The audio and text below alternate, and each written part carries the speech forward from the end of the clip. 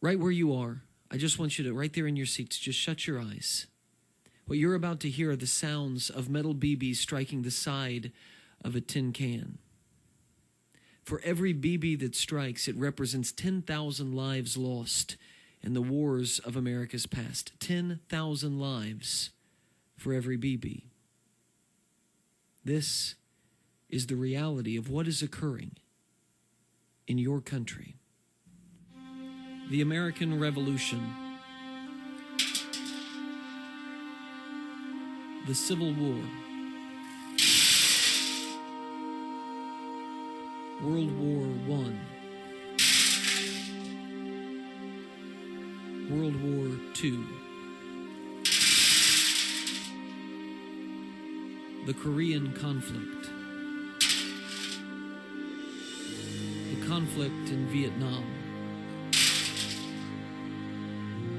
September 11th and the War on Terror. Since 1973, the War on the Unborn Child.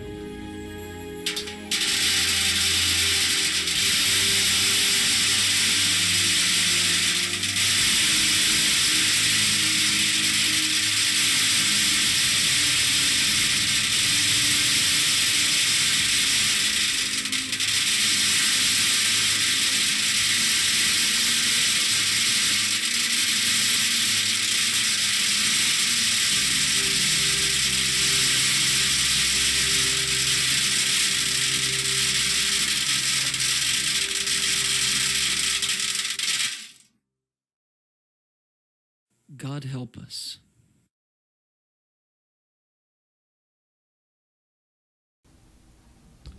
The audio that you just listened to is actually a little dated, at least 9 years old in fact.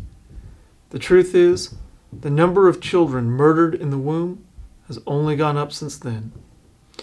But it's not enough to satisfy the bloodlust of the Democrat Party. They used to tout safe, legal, and rare as their mantra. Today, it's only abortion on demand without apologies. In 2018, the number one cause of death in the world was abortion, where 41 million children were slaughtered in the womb. Yet, the Democrat Party wants to repeal the Hyde Amendment and spread abortion not only here in this nation, but across the globe. I'm going to read a small piece from Sir William Blackstone in his commentaries on the laws of England to show that life was valued back then, even before the Declaration of Independence. And then I'm going to read a piece from both the Republican and Democrat Party platforms from 1860 and then from 2008 and show how little they have changed on a major civil rights issue. Okay? So Blackstone says, life is the immediate gift of God, a right inherent by nature in every individual, and it begins in contemplation of law as soon as an infant is able to stir in the mother's womb. For if a woman is quick with child, and by a potion or otherwise killeth it in her womb, or if anyone beat her, whereby the child dieth in her body, and she is delivered of a dead child, this, though not murder, was by the ancient law homicide or manslaughter. But at present it is not looked upon in quite so atrocious a light, though it remains a very heinous misdemeanor. An infant in the mother's womb is supposed in law to be born for many purposes. It is capable of having a legacy or a surrender of a copyhold estate made to it. It may have a guardian assigned to it, and it is enabled to have an estate limited to its use, and to take afterwards by such limitation as if it were then actually born.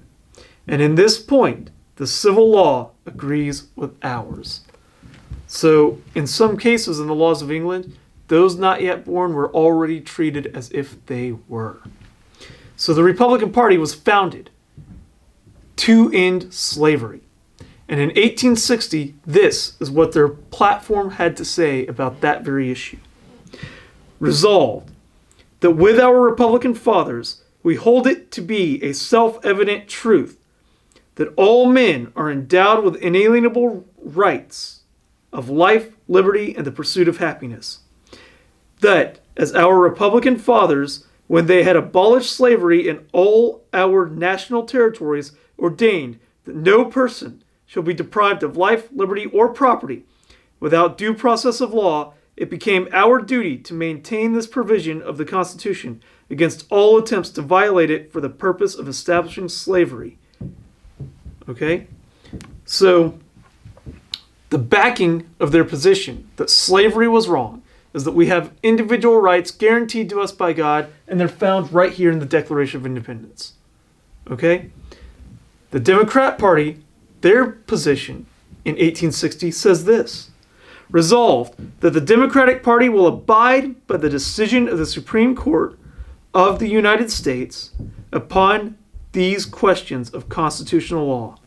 Resolved that the enactments of the state legislatures to defeat the faithful execution of the fugitive slave law are hostile in character, subversive of the Constitution, and revolutionary in their effect.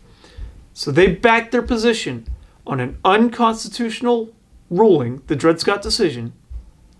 Okay? They backed their opinion, or their position on that opinion. An unconstitutional decision that violated civil rights. That was the foundation of their position. We fast forward 2008. Here's the Republican platform on the issue of life. Faithful to the first guarantee of the Declaration of Independence, we assert the inherent dignity and sanctity of all human life and affirm that the unborn child has a fundamental, individual right to life, which cannot be infringed upon. We support a human life amendment to the Constitution, and we endorse legislation to make clear that the 14th Amendment's protections apply to unborn children. Okay? It has more to it, but that's the main point. The Declaration of Independence, the 14th Amendment, our position of the right to life is backed by the founding documents right here. The Democrat Party's position was this: the Democrat Party strongly and unequivocally supports Roe v. Wade and a woman's right to choose a safe and legal abortion regardless of ability to pay, and we oppose any and all efforts to weaken or undermine that right.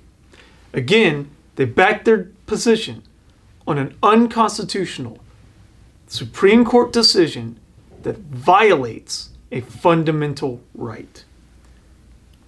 In case I didn't make it abundantly clear, my position on the issue of life is that life begins at conception. I'm 100% in favor of the pro-life position. I am in favor of a pro-life amendment to the Constitution to make it abundantly clear that life begins at conception and that abortion should not be allowed in this country. And I'm willing to pass simple legislation that is very obvious and clear that the right to life is guaranteed in the Constitution by the 5th and 14th Amendment. It's the purpose found in the preamble when it says that we are to secure the blessings of liberty to ourselves and posterity. Posterity literally meaning those not yet born. Okay? So I support passing legislation that will put an end to abortion, full stop. That is my position. I'm willing to stand on that. If the audio at the very beginning of this video didn't tug at your heart, I don't know what would.